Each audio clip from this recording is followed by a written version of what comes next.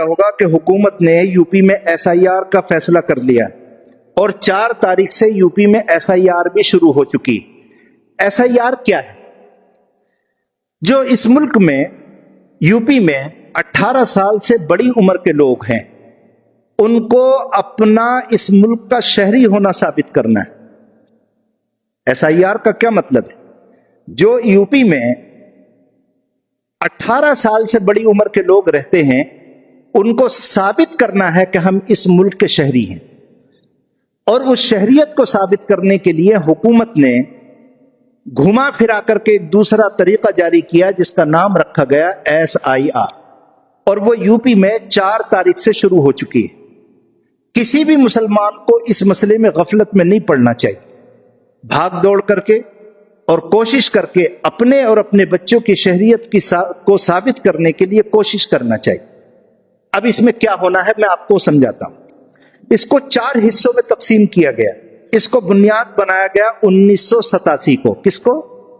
1987، 1 تاریخ 7واں مہینہ 1987۔ اس کو یاد رکھیے، 1 تاریخ 7واں مہینہ 1987۔ اس تاریخ کو جو لوگ اس کے بعد جو پیدا ہوئے ہیں اور اس سے پہلے جو پیدا ہوئے ہیں، اس کے بعد میں معیار بنایا گیا 2003 کی ووٹر لسٹ کو۔ اب اس کی 4 صورتیں بن گئی۔ نمبر 1 صورت تو یہ ہے کہ کوئی مرد یا عورت اگر 1987 سے پہلے پیدا ہوا ہے تو وہ اپنی شہریت کو ثابت اس طرح کرے گا کہ 2003 کی ووٹر لسٹ میں اس کا نام ہونا چاہیے۔ سمجھ میں آئی بات؟ اس کا کیا ہونا چاہیے؟ نام میں ہونے۔ کون سی ووٹر لسٹ میں؟ 2003 والی۔ وہ میرے پاس ہے، مجھ سے آپ ووٹر لسٹ لے لیں موبائل میں، اور اس کو تلاش کر کے جو آپ کا نام ہے اس کو کمپیوٹر سے نکلوا کے گھر رکھیں۔ جو BLO آنے والا ہے وہ آپ کو فارم دے گا، اس کے ساتھ وہ پن ہو کر کے جائے۔ تو جو 1987 سے پہلے پیدا ہوئے ہیں ان کے لیے ثابت کرنے کا طریقہ یہ ہے کہ وہ 2003 کی ووٹر لسٹ کی فوٹو کاپی لگائیں گے اور کسی کاغذ کی ضرورت ان کو نہیں ہے۔ دوسری صورت یہ ہے کہ ایک آدمی کی پیدائش 1987 سے پہلے ہوئی تھی لیکن 2003 کی ووٹر لسٹ میں اس کا نام نہیں۔ سمجھ میں آئی بات؟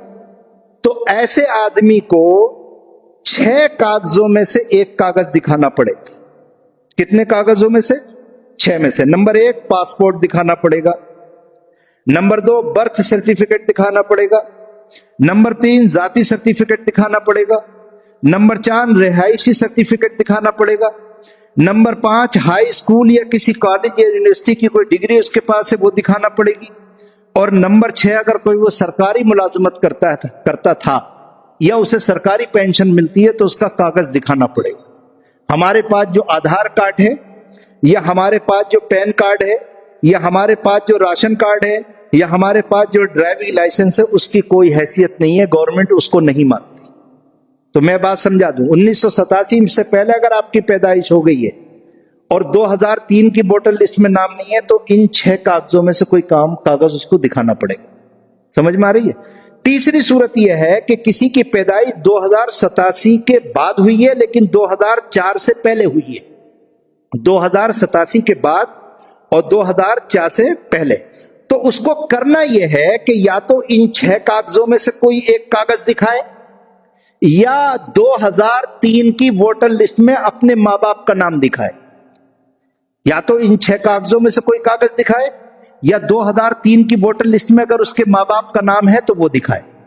چوتھی صورت یہ ہے کہ کسی کی پیدائش 2004 کے بعد ہوئی ہے تو وہ اپنا یا تو کاغذ دکھائے اور یا تو والدین کے دونوں کے 2003 کی لسٹ میں اگر دونوں کے نام ہو تو دونوں کا کاغذ اس کے لگے گا۔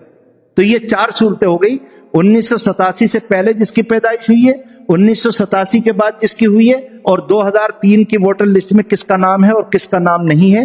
اس بات کو آج ہی سے کوشش کریں اور سارے کاغذات تیار کر کے گھر رکھیں، اور چک 25 اور 26 کی ووٹر لسٹ میرے پاس ہے، جس کو چاہیے وہ موبائل سے مجھ سے لے لے۔